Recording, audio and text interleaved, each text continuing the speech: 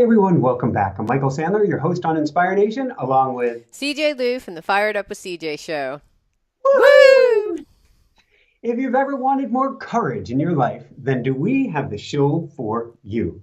Today, we'll talk about raw courage, what it is, how to get it, how to keep it, and how to access it on a moment's notice when you need it the most. That, plus, we'll talk about being surrounded by cancer, magic garden, empty nest groups, approaching storms, crazy moves, orange skies, Jessica's courage, and what in the world dangling from ropes on your birthday has to do with anything. So, welcome back to the show, CJ. Are you ready to I shine? am ready to shine. Woo! Woohoo! Okay, sorry for people who find my laugh annoying. I saw one of the comments were like, "Your laugh is so annoying." Sorry. Just gonna You have to be. Can't you prevent can't it. please everyone. And this is something that I get on the woohoo side of things too, that the majority resonate with the woohoo and a certain amount don't. And I just have to be me because what people like the least, if they listen to somebody or watch somebody, is somebody who's not genuine. Yes. That's what drives people the most. So if you have to laugh, laugh. If you want to woohoo, then woohoo. Sorry, that's my answer too. You gotta be, I mean, I spent this much work trying to get here to go in reverse and start pretending who I'm not to be, who I'm not is like what I did a long time ago. I'm done with that life. Okay, what's it dangling on ropes on your birthday? Oh my God, this What? was the greatest gift that came out of nowhere. It was so I went back for my birthday to actually I didn't do it for my birthday. It was actually my week after my birthday for my parents' 50th wedding Yes. anniversary. And I got my dad to go kayaking with me, and we climbed up to the top of this little island, and it was just with my 76-year-old dad. This was just magical and just so awesome. That's great. And then the next day, we went with my nephews, my sister's sons, one just preteen, one early teens. We went to, they said, would you want to go to a ropes course Oh, I and do love this this. ropes? I did rope courses once as a kid with my sister. I froze up. It was a mess. I'm scared of heights, and I froze up on the thing. So I wanted to redeem myself at like 18 or 19 in this leadership training course. And so I did this ropes course with everybody. I froze up. Oh, And, wow. and it was just awful, awful, awful. Shaking, legs gone Oh, underneath you, wow. can't move, in tears. This was my first time trying this since then. Now, ropes courses have come a long way. This was an indoor one with an automatic belay, um, Wow, very cool. and they said, "Do you want to do this?" And I'm like, "Yes." More than anything in the world. We get there and they're like, it's going to be at least an hour, hour and a half wait. I'm like, I've got nowhere to go. I wanted healing because I Yeah. know that I've come a long way and that I've transformed. And even based on my past experiences, old MIcheal doesn't exist anymore. I get up on this ropes course and I go to the top of this thing first. It's 30, 40 feet down. It's a nice cement floor landing if something were to happen. And for some reason, first off, I start singing in French. Alouette, jeune alouette. I have no idea what's going on. I was like possessed, and I'm Past going life. across Past these life. ropes things. Like what do you call it? Like a high a tightrope. 30, 40 feet up. Alouette, alouette, alouette. And I do a handful of these things before I stop. Then my legs start to go rubbery underneath me, and I'm like, no, I'm doing it. And I rocked that course. I even got to do the zip Yay. line before the end. Yeah. And I wanted to have faith or trust or knowing that I'm always supported by the universe no matter what. And that the fear Mm. there, because you're always supported, is completely without need. And Mm. so on the zip line, I said, do I have to hold on? And they're like, no. I'm like, all right. I leapt off of this thing into a Superman. Nice. Supported. I was supported. It was such a cathartic, healing experience to realize you're always loved and supported and that there's always ground beneath you. I don't even have the Mm. words for it, but it was Mm. so transformative. And I know that courage will translate into everything else, just more of that knowingness. Because I was supported as a kid when I did it too, but I didn't believe it. I didn't Mm. have that faith. And so I put it out there. Oh my God, it was so cool. Mm. Nice. Wow. So you really did have kind of a courage experience, I would say. Wow. A supercharged current. It was healing because you go back to an experience from your childhood that didn't work out. Mm. And usually you don't get to go back literally. You can visualization, but go back and relive it. But in this case, I actually, in a sense, got to go back and relive it. So yesterday, I have, I'm not sure what's happening, but I think the universe is trying to throw me a bone because my son is in college, and part of what I have to do is just let go, right? And just let him be. And it's harder than heck. And I'm doing a pretty good to average job. Not amazing. It's just very hard. It's a learning. Yeah, it is. And what's coming instead is just something unexpected and wonderful. While about a year ago, I thought I'm going to start coaching millennials, and I have. I've started coaching a bunch of millennials, and they've kind of come out of nowhere. And I'm coaching a friend's son. Who kind of touches base every now and then. He's like, "Here's what's going on, and I just need a sounding board." And his friend and some other people, they're just coming out of the woman at the restaurant. They're coming out of the woodwork. And what's wonderful is I'm able to have that coaching experienced for a younger person. So I'm almost training myself for when Jida does or if he needs help. I'll be around to help him out. And also, it's satisfying my need to connect to someone who's to connect with a young person who's going through lots of transitions, changes, and becoming of self, because that is Mhm. what's basically happening.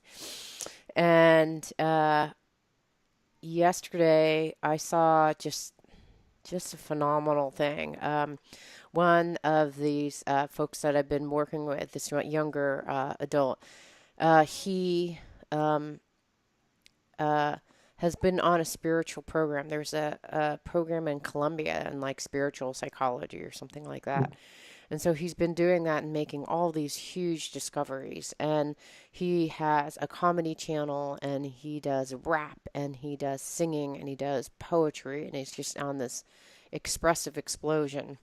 And as part of that, this art group in Seattle saw him and said, "Would you like to perform here?" And that's something that he hadn't done before.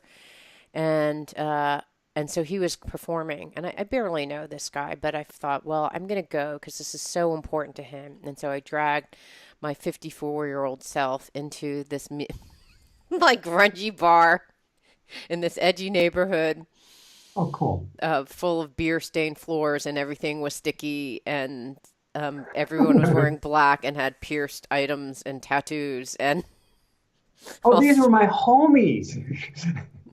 I mean, I'm just so out of sync, I'm not wearing the right color, and I don't even care. So I go mostly to support this guy, and it's like eight, really late, like way past my bedtime. So no, I'm never in jam. I'm always in jammies at this time, right? So I go. So I put myself out of my comfort zone, but most importantly, I watch him perform this raw performance where he goes and talks about his experiences with ego, and he talks about how it's really just about fear and how he is going to be like basically no longer embracing that part, that egoic self, the fearful part. And then he talks about a story of how when he was in college, he was so depressed that he contemplated in high school and I think in college killing himself because he suffered from depression so dramatically. And then he talks about just the feeling of depression. And then he talks about uh, going to meditation and how it helped him so much in terms of calming his mind and such. And then he talks about his journey where he had this really high paying, nice corporate job at Microsoft and quit it. And he just talks about all these courageous acts culminating in him just getting up in the stage. And this is the worst venue because everyone is out like kind of talking and mingling and there's art exhibits. It's like the most ADHD environment that you can imagine. So here he is busting open his heart, telling people about his like really like incredible experience and so much courage. Can you imagine just standing up and talking about to a bunch of strangers about the things that probably are your deepest, darkest secret, and you're just dragging them all out for everyone to see. And as he says, be very vulnerable. That's like the most important thing in life. And I was just astounded because I cannot imagine being 23 years old and revealing all these deepest, shadowy sides of yourself and the amount of courage that you must have to do that. And then I don't know, what I just felt energetically is just freedom, the sense of like, like now I'm free. I've released every single darkest thing about me that I can imagine, and I'm free. Did you feel that way? What did it feel like for you? Freedom, certainly. Freedom. I came down. I don't know if it was both my mom was there, my sister was there. I think, it was my mom. She said that there were people from after I woohooed and did the Superman thing. There were people from below who were laughing and looking up. And my mom's going, "That's my crazy 47-year-old son."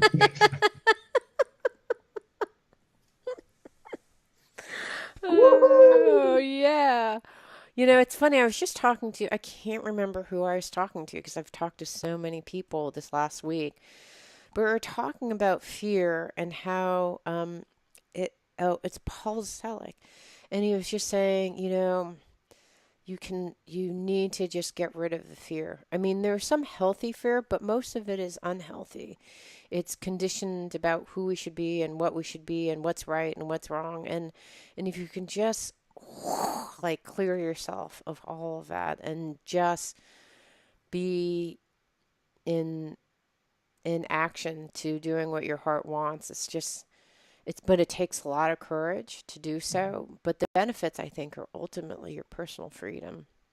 Absolutely. I like to say that fear and anxiety are excitement without deliberate action. Deliberate action meaning you're stepping forward in the direction of your dreams. You're stepping forward into where that fear is. So oftentimes, if you're fear or anxious and you go outside for a run or a walk or whatever, that does calm you down for the moment. But that's not the deliberate action. If you're scared of being out on that rope, maybe you need to go on that rope. If you're scared of applying for new jobs, maybe you need to go apply for those jobs. Turn it into that excitement in action. And you grow courage, not despite your fear, but because of it. The fear and anxiety become your fuel. It's funny. I've been doing this energetic kind of practice. It just came to me. Why, I don't know. But it's about running your energy. And it's called Kundalini opening. And so you have all this earth energy coming up through you. And because I'm very open energetically, when I feel it, feels like, a hurricane or, a tornado, just like volcano probably going through my system. And when I was talking to Swami Kichanarda, he was saying, so you have this energy, and it's about taking, you can do anything that you choose to do with that energy. You can take about worried, you can be angry, you can be sad, you can be fear-based, you can be, anxiety. It's like this is all like energy going out. And as I was meditating and doing this meditation and just shaking, like for me, it's so extreme. Like my whole body is like, just like my arms are flailing. I'm just like moving around because there's so much energy. And then just actually right before this interview, I was thinking, I got the message about like when I'm doing this, I need to take the energy up and then have it go down and then just like, like center to my heart. And then just hold it. And then and then exhale, and then start the process all over again. And when you direct the energy inward, I think what it does is it concentrates the power. So it just blows through all the resistance, all the fear, all the anxiety. It's just like a laser beam going all the way down. Is it scary to hold on to that energy? Yeah, Is I it think like it. riding a wild horse? Well, it was before. I think it feels more scary going like this and wailing around because your Yeah. body is out of control and you feel out of control. But when you breathe in and then have it come out and then center it and bring it in and use all that energy to with intention. In my case, it's like focusing on opening my heart, like that kind of thing. It's just a different kind of thing. And so going back to what we were saying about courage, it's about taking, maybe it's the fear, maybe it's the anxiety, maybe it's the worry. I talked to someone today, she was just so angry with the people at work and it was just so dismal. And I said, okay, take that energy, before you come in and like, blah, they suck, blah, blah, blah, take it and bring it in, and use that energy to and direct it. It's like this gigantic laser, right? Where do you want to point it? For me, I was just like, like opening up my heart, but you can do whatever you want. And it's interesting because when you were describing it, you had this, so when you hit that point of my legs are feeling wobbly, and I heard you said in your head, I can do this. I'm held. I am safe. What else happened during that moment that converted fear and anxiety to courage? I'm just kind of curious what happened for you at that moment. I went back to the song and I kept moving. And then actually the song dissipated. I didn't need the song again after I stepped forward. At that moment, I was like, legs wobbly. Oh my God. Sing, step forward, bliss. I walked through it to the other side. And all of a sudden, the fear. Now I did some funky things at this point. I jumped up on the ropes and stuff. But I had pushed through to the other side. Not out of, I'm never that young, push through. It's the kind, gentle, easy, good. I guess I danced or skipped my way through to the other side. Michael style. I love that. Okay.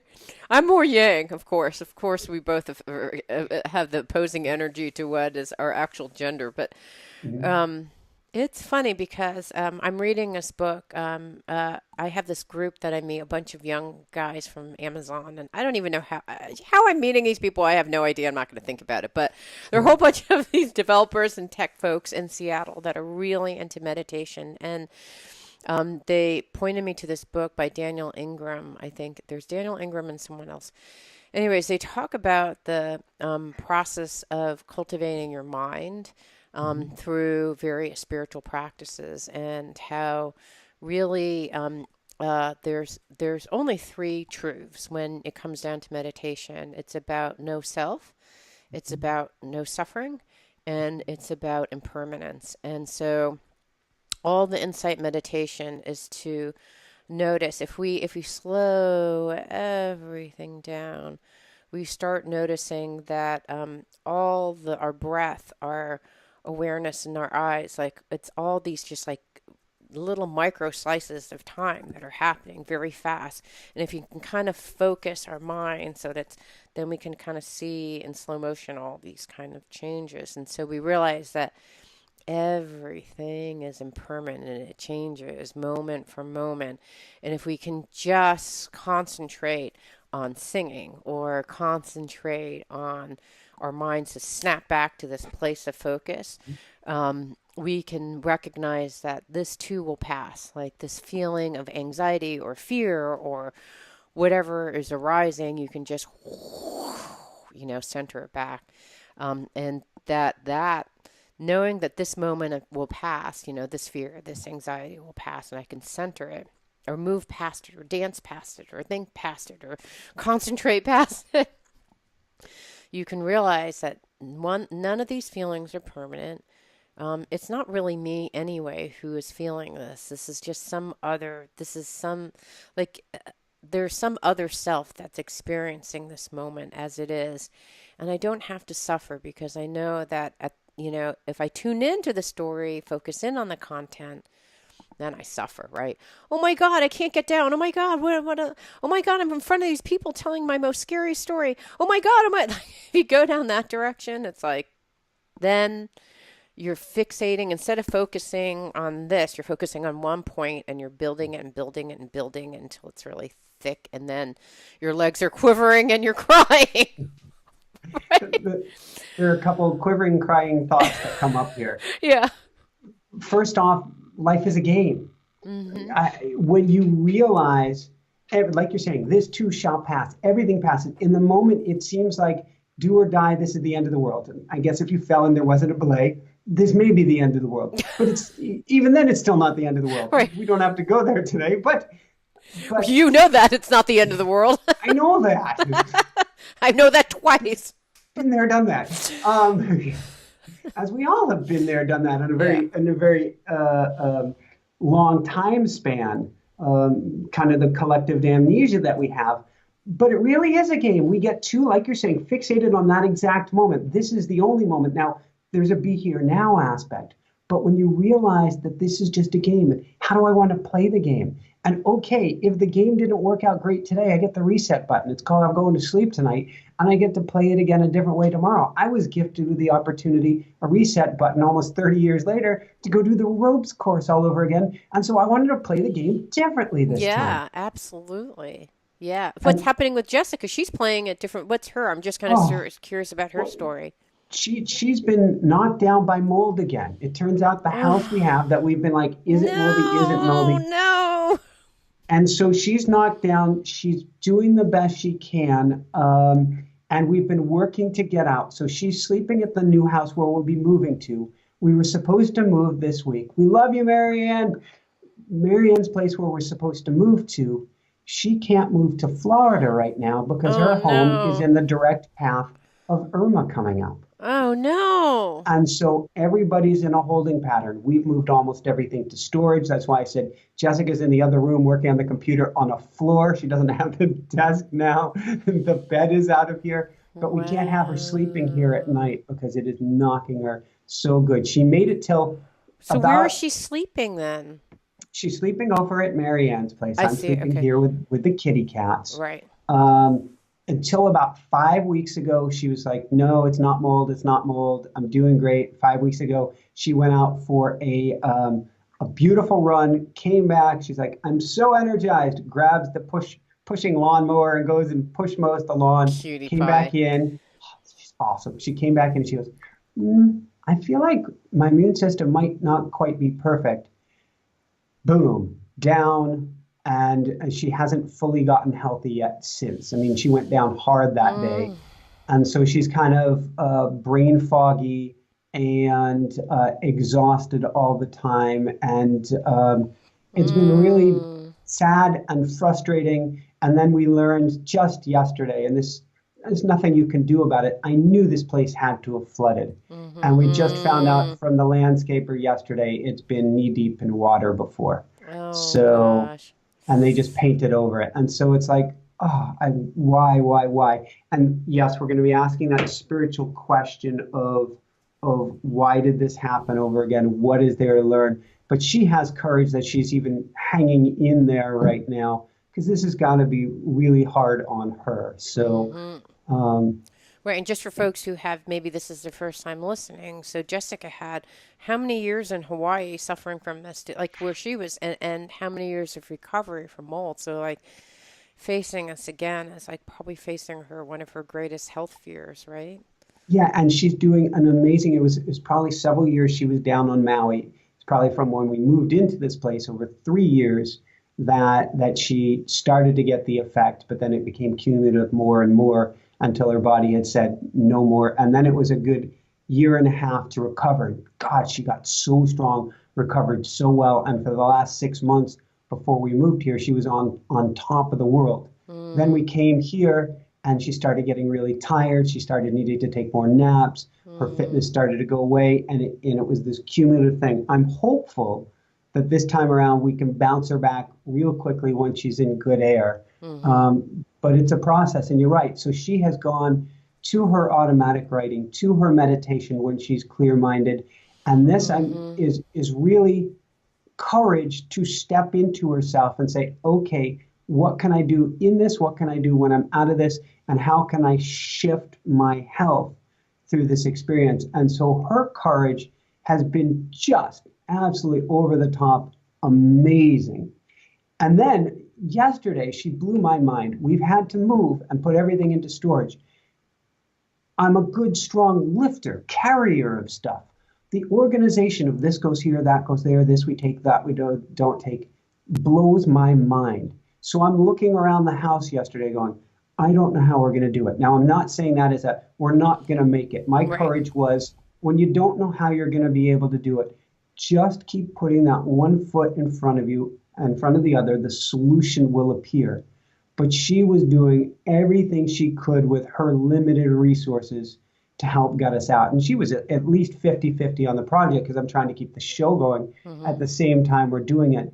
But just dumbfounding how strong or brave or courageous she was. And it took us till almost midnight last night. We're at the storage unit Wow. getting everything in, and she's gone at this point. I'm like, you seat, chair, take, me carry, me Tarzan carry.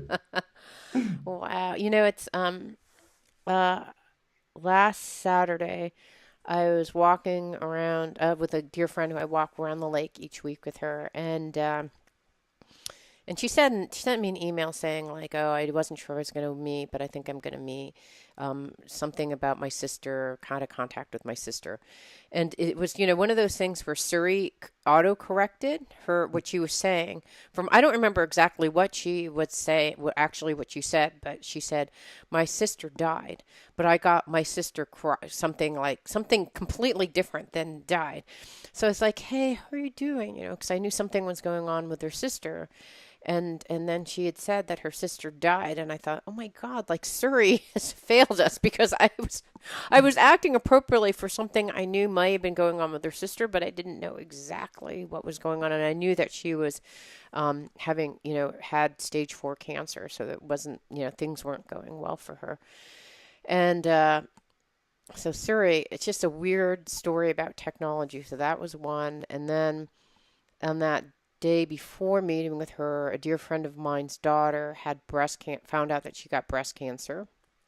And then that following Monday, I uh, my writing teacher wrote us saying, you know what, I went to the doctor and I actually have leukemia and I need to go get, um, radiation next Friday. And so it was just like, oh my gosh. And it was so interesting to see um, just the different responses. It's like the courage to die, right? To just say, I'm done. And for her sister, she said, okay, like, I need to go to hospice. And it was just that courage to face death in the face, which was just phenomenal. When you reach that point, you're like, I'm accepting that the next part is death, which I can't even imagine what kind of courage that would take. And the courage of my friend's daughter who is just waiting for like a week to find out what's happening with the biopsy and whether she has cancer. I mean, all these different ways of where life just knocks you on your butt. And then, my book teacher who, found out, and in each of the responses, one got super busy and just started like, okay, I'm just going to get organized, get fit, just started getting really task oriented. The other one was like, you know what? It is going to be great. I'm going to be fine. This is a simple procedure. The doctor said, I could be, this is the person who's about to go into chemo. And she's like, I want you guys to be strong for me by writing. It's just staying true to her mission, even in the most dire circumstances for her. She's still congruent with her mission. I just saw so many interesting ways of dealing with fear, right? Running away from it and getting busy, trying to be productive and okay in the midst of fear. and having just this wild optimism and staying on course regardless of how much, or just, it was interesting to see all the different expressions of that courage last Wow. week. It's an interesting time here. And last week I was putting sandbags outside the door for what turned out to be nothing more than a tropical depression. We, until yesterday, were planning on evacuating for Wow. Hurricane Irma. And it looks like today it shifted west. And I can't celebrate that because my Right. heart so goes out, beyond goes out. And I know by the time this airs, it's already hit. And I send all my love. I send all my love. I send all my love. But we were working on um, Where's it going now? I haven't been tracking it. Florida. It's Oh, okay, straight got you. I on, know it was in square on Florida. Okay, I Florida, didn't know if it was going up there. Georgia. Okay. Florida, Georgia, and probably right on the border of South Carolina before it goes up and inland. And Uh, it's at this moment, and everything can change. It's a storm of the century, to say the right. least. Yes. And so we were planning on evacuating, and so we're moving everything to a storage unit for a move that can't take place. We're keeping behind what we keep behind so we can run the show when we're on the road. We're getting supplies to be able to carry on the road, baskets and stuff for the car to carry this stuff. And we're on the forums watching all of these people, the conversations of people coming up to the storm, which is filled with fear. Hmm. And I'm watching it and trying to see what we can learn from this experience. I can't even imagine if you're square on and you know that storm is coming. We knew that there was a good chance of it coming toward us, but wasn't supposed to be a direct hit. Hmm. To be able to move forward in that time, because I know a lot of people who have just, you say, why haven't they evacuated? There are some people who haven't taken it seriously, but there are other people who it's just too overwhelming. Mm. And so they're unable to step forward into that courage. And I guess I wasn't sure where I was going with this, but it's to just take the tiniest little baby steps, chunk it down, take the baby steps. In the face of incredible fear or terror and adversity, you will move forward to the other side. Mm. And I think if you're going, oh my God, there is a metaphorical or literal hurricane barreling down at me, I don't know what to do. I don't want to take panicked action, but I'm going to slowly take action no matter what. I think that's huge, huge courage. Well, I think I'm not to mitigate it at all, but when you were saying that, Jessica, I mean, this is like a hurricane coming towards her, and she's just like, I just have to take a step. And like you said, every step forward towards some type of direction, whether it's for, in Jessica's case, meditation and, praying to God, or, getting clear with what is happening for you, right? Because these hurricanes, these cancer, this for us, it's burning skies. Like it's everything is burning around here because it's so dry. It's all like leading to this tension filled moment of which, understanding what you're going to do with that energy. And do you get paralyzed in fear like you were with your shaking knees? You could have stayed there, right? Or it's like, I'm just going to take one step in by channeling my mind into singing, into a happy thought. Or for me, which is like my mind went and I was like, nope, don't go there. And I just kind of snapped it back into this, like, go back to this, not, not this, where it's one thought and fixated on it. I think that's the key thing is it can be paralyzing. And I think any type of fear and anxiety can be paralyzing, but just doing the one baby step and know that nothing, including this thought, this feeling, this emotion, this belief, is permanent. Nothing is permanent. You just have to move to the next state and respond and move and respond and move and respond. Nothing's permanent. I call it waves and troughs. Yeah. There's always going to be those highs. There's always going to be that low. And just like you were talking earlier about emotion, and this too shall pass. That wave will always pass. And so in the moment, it is so such a chemical soup going on that it is. Your knees are wobbling underneath you. You feel like you literally may throw up. But if you realize it's gonna pass, it's just the trough or the wave, whichever way you want to look at it. You can, if not relax into it, which is interesting because I'm wondering whether I'm going to swim this afternoon. The waves are big, but they're very consistent, so I can swim safely. But I'll be looking at big waves. And each time you look at a big wave, the butterflies go off in your belly.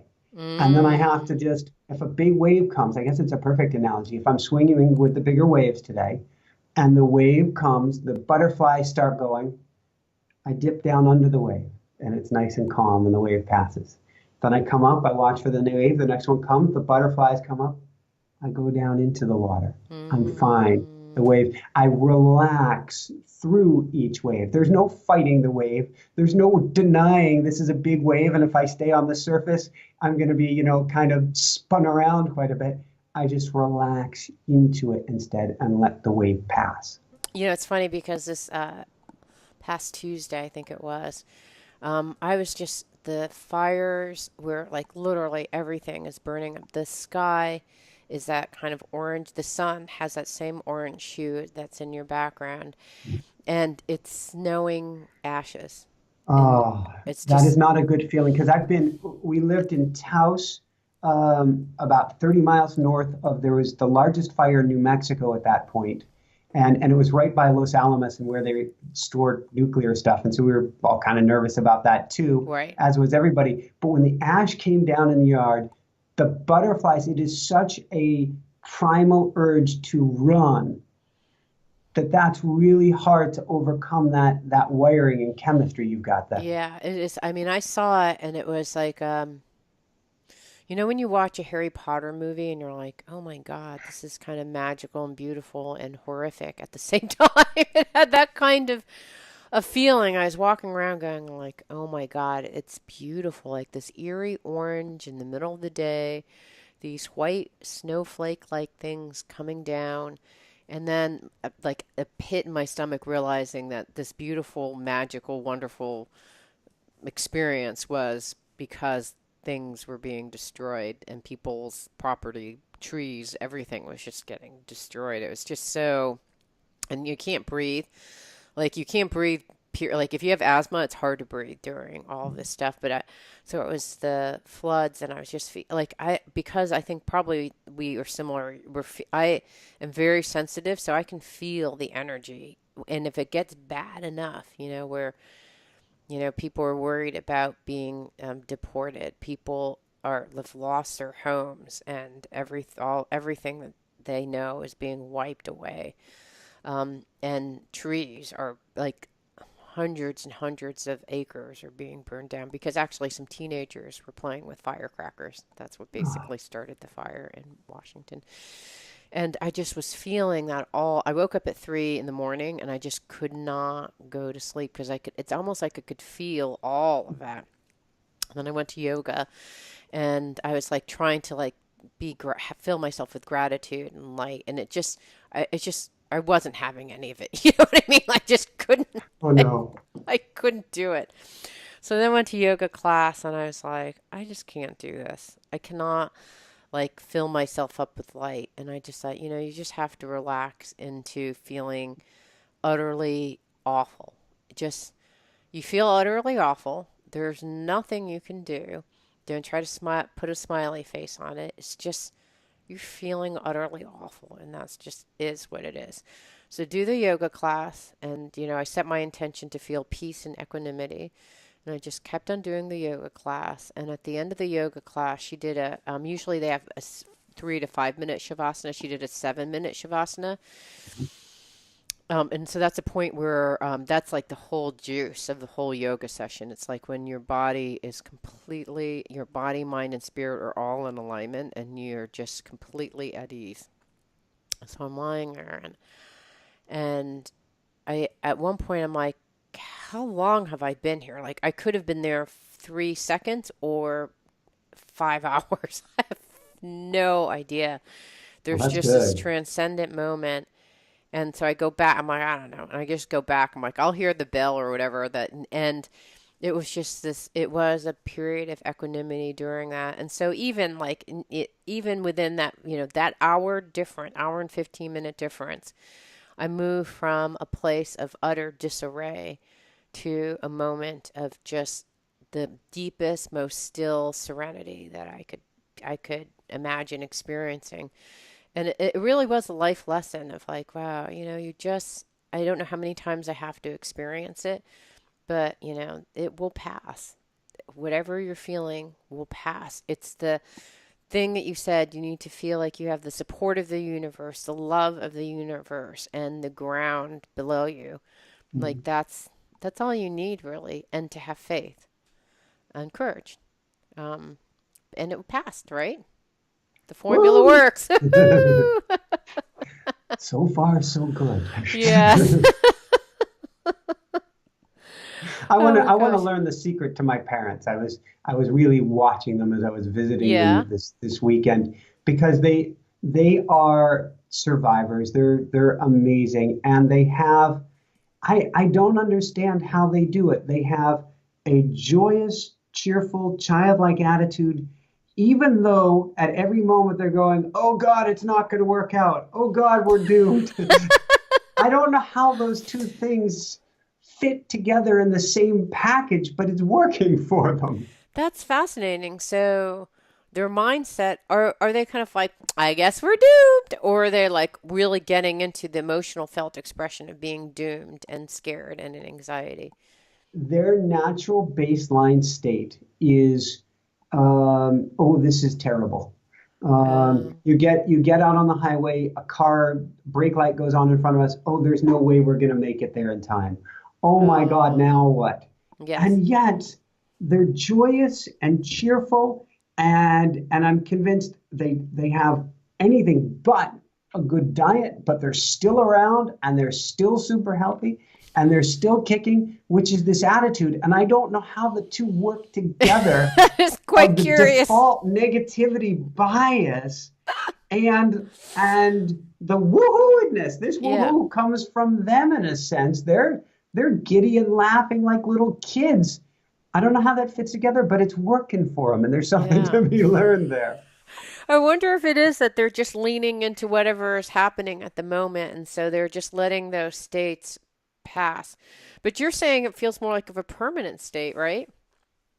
For them, well, they'll have serious troughs, but then they bounce back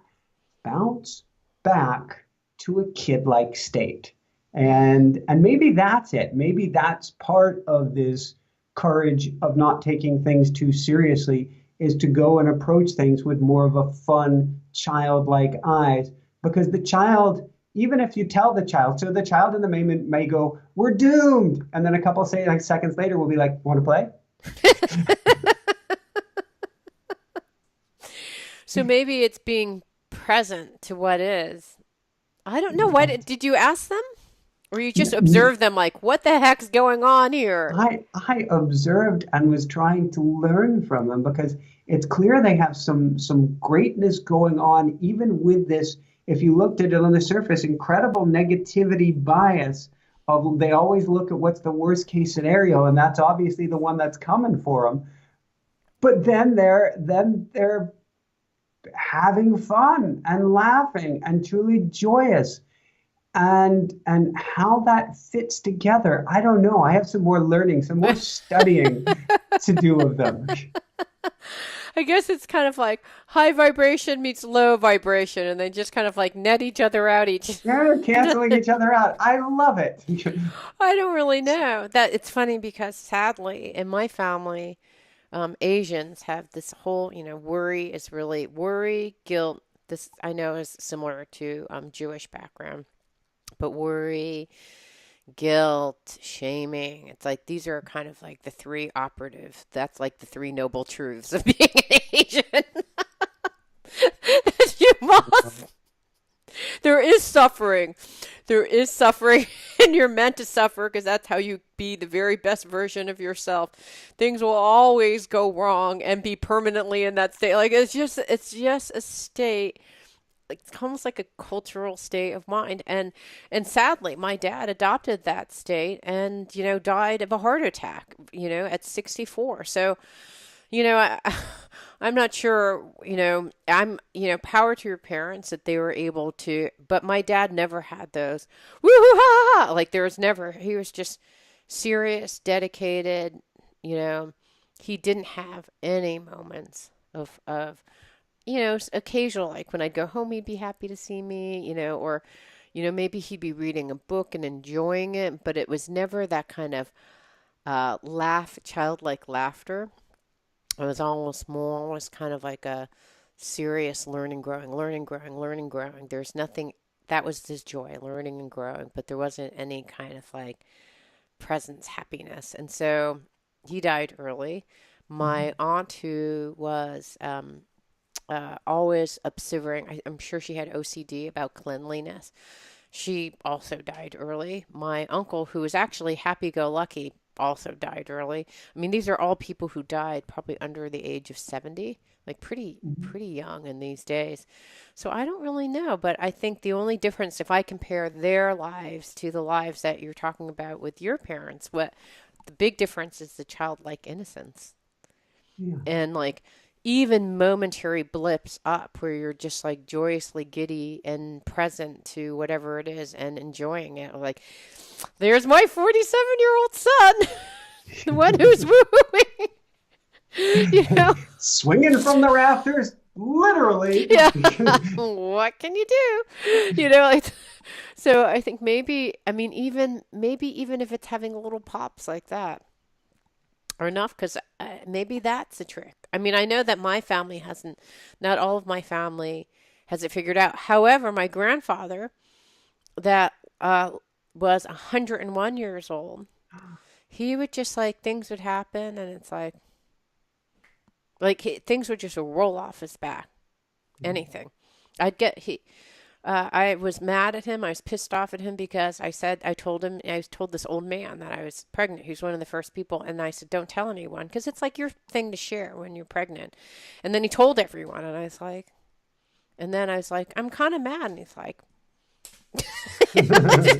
everything just You told rolled. me. Yeah. Everything just rolled off his back. Mhm. So maybe that's at least one other longevity attitude I've seen. Have things roll off your back or have childlike innocence. So I, far we have two strategies. I like them both. So I'm not sure if this pertains or not, but I have a note to ask you about the magic garden. Oh, the magic garden. Well, um, I I we painted we're now figuring out the colors of our house. And so it used to be green and this like vibrant red, almost to the red in the back of the screen. And my husband said, I don't really like that. So we made it purple. And now there's a sense of like, I'm like, it sort of looks like a haunted house, not exactly, but has that general vibe. Oh, well, this is going to get repainted. No, it's not. I was like, maybe you could do this. Maybe he's like, no, we're gonna do this. We need to be finished with this project. Stop throwing up ideas. I'm like, okay. So the newest idea is, well, one, we're going to put this incredible garden throughout the whole. There's going to be this beautiful green space, and then we're thinking of putting a bright green door, like almost fluorescent green door, in front of our house, so that we can have Oh, a color that pops. So we're going to have a magic garden and mhm. all these beautiful colors in our house. We're going to have this purple, like purple, almost like a little bit the darkest purple in the back of your screen, Yeah. like a rich green, like an evergreen green, and then like a king lime. So, and these beautiful, I just had our landscape architect come over, and so our house is almost being finished. It has Wow. actually a beautiful thing. I'll have to show you pictures, but it's really very cool. Very cool. And so here are a couple takeaways from that. First off, we have going to the creative process, which can help you get through anything and get the juices flowing. There's the reset button of not only cleaning up, but changing things and being able to look at them from a new perspective. It's almost as if you've got a new home, which changes everything. It's like walking through a new doorway by Yes. having those changes.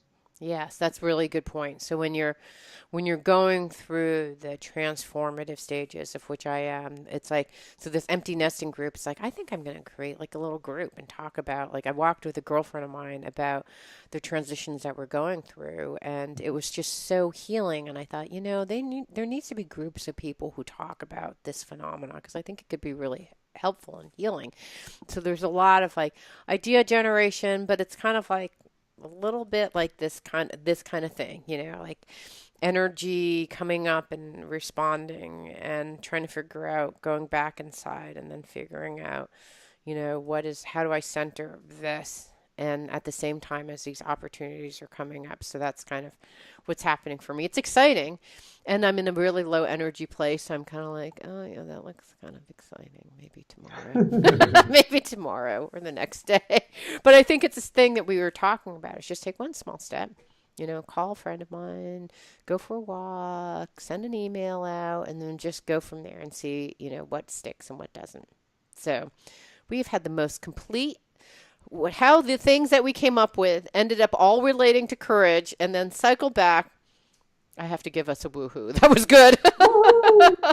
The last piece I will add on this is you were talking about playing with and creating with nature. Yes. And you're even talking about going for walks and stuff. To build courage, going out into nature, getting to someplace larger than yourself, someplace expansive, someplace you can breathe, which is a challenge for you right now with this air. But getting to someplace you can breathe and step back and take pause, I think that gives you the juice that recharges you. I guess if you can't get to nature, look at beautiful images of nature and look at the resonance, the music, the tones that you can bring in. That's one thing that we've been doing in the house, particularly as Jessica's been going down, is using music as medicine, is what music has the frequency we want to help put us in that special place, not just to get through to feel better in each moment. Well, I'm going to take your advice because I am going to, I'm all done with this show. I think I've offered everything I can give and I'm going to go on a kayak. How about you? Any last words? and I'm probably going to go on a swim, although I will check the water first to make sure it's not too excited. You have no idea, and I'm saying this to everyone, you have no idea how great you are and how much you can accomplish. It's much greater over the long term than you can ever, ever, ever imagine. We overestimate what we can do in the short term. We completely underestimate what we're capable of doing in the long term. So just take one baby step forward today. You will climb whatever mountain is in front of you and beyond. That's all I got. I love it. Take one step. That would be mine. Woo-hoo! Woo-hoo! So for everyone out there, this is MIcheal Sandler and a soon-to-be kayaking CJ Lou saying, be well, have fun, step forward into your future, and shine bright. Woo! It means so much to me that you're listening to the show. I would love your support in any way by giving me comments below or to subscribe to the show or share the show with friends. Thank you again for your support. Love and blessings.